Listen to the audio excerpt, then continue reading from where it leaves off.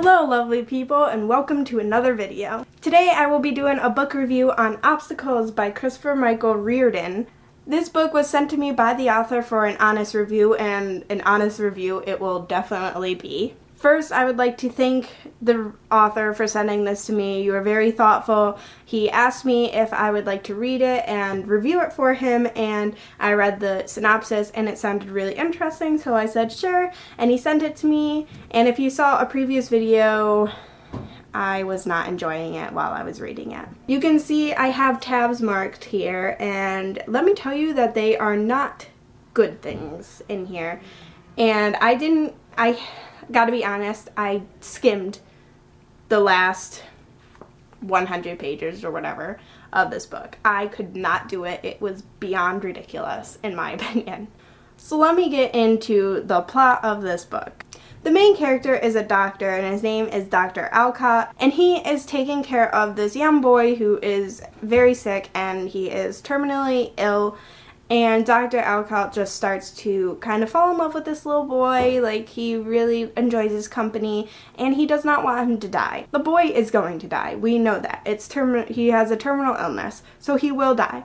And then this doctor finds this book that an older gentleman gave him, and the book kind of talks about a being or deity kind of thing that will possibly save the life of the little boy.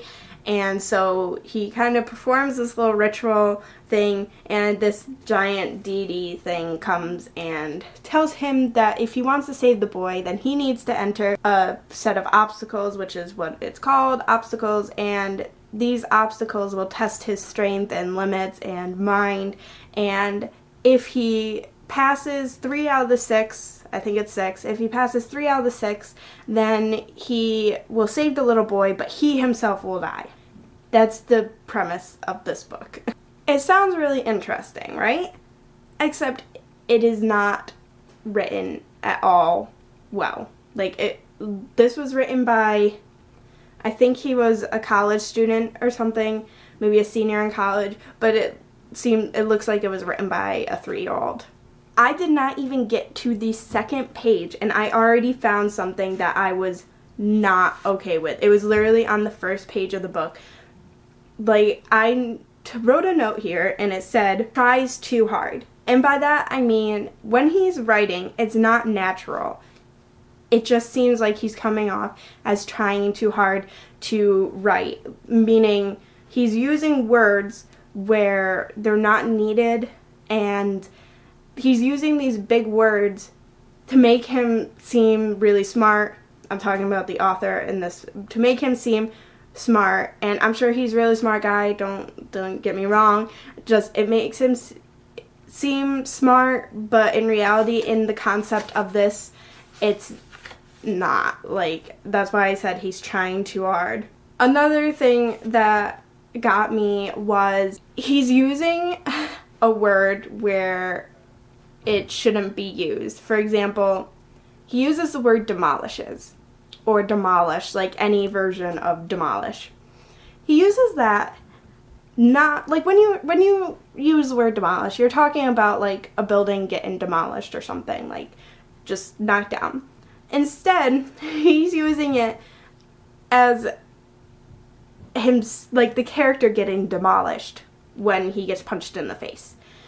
And I'm like, oh my god, this seems like it was written by a 2-year-old. I actually marked down in a notebook how many times and what page it was used on, the word demolished or any version of that word. And it was just a running joke with my sister and one of my friends at college, because I just could not get past the fact that he uses it so many different times in the wrong way. Another thing that really got me was this doctor is 40-something doctor.